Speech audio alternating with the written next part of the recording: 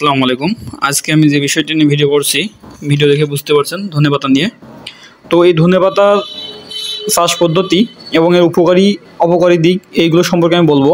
তো সর্বপ্রথম বলি, সেপ্টেম্বর মাস থেকে ডিসেম্বর মাস পর্যন্ত ধনেপাতা চাষ করা যায়।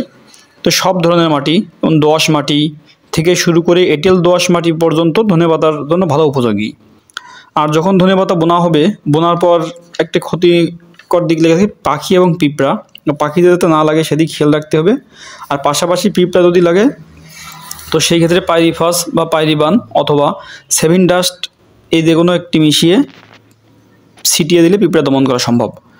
তো এই ধনেপাতা থেকে যে উপকারী যে দিকগুলো রয়েছে, এটাতে আপনার সর্বপ্রথম প্রদাহ দূর করে, ডায়াবেটিস কমাতে সহায়তা করে, ক্যান্সার ও চক্ষু রোগের ঝুঁকি কমায়, থাইরয়েডের ভারসাম্য বজায় রাখে, খিঁচুনি প্রতিরোধ করে, রিউমাটয়েড আর্থ্রাইটিস কমায় এবং মন মেজাজ ভালো রাখে।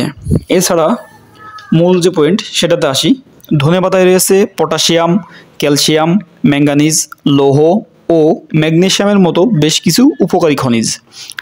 এছাড়াও ভিটামিন এ এবং ভিটামিন কে এর যোগান দেয় এই ধনেপাতা।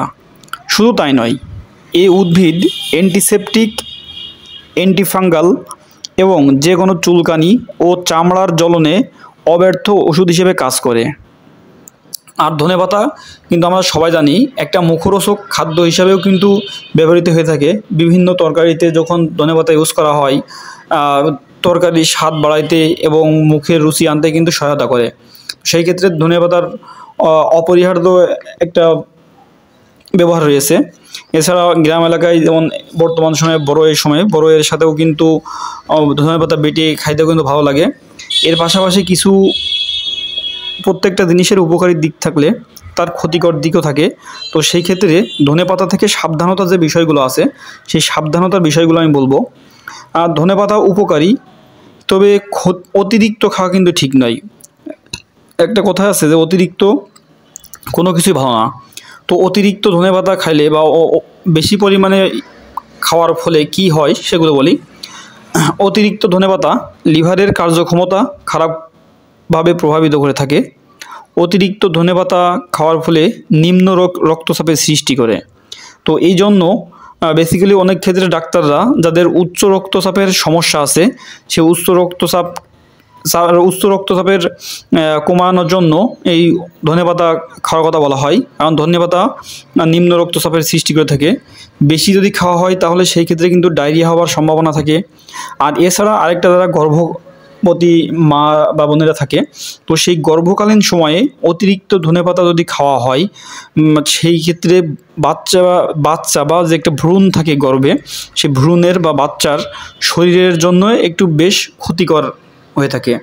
একটা জিনিস মনে রাখবেন, এই ধনেপাতায় কিন্তু প্রচুর পরিমাণে পটাশিয়াম, ক্যালসিয়াম, ম্যাঙ্গানিজ, লৌহ, ম্যাগনেসিয়াম, তাছাড়া ভিটামিন এ এবং ভিটামিন কে থাকে, যা মানবদেহের জন্য উপকারী।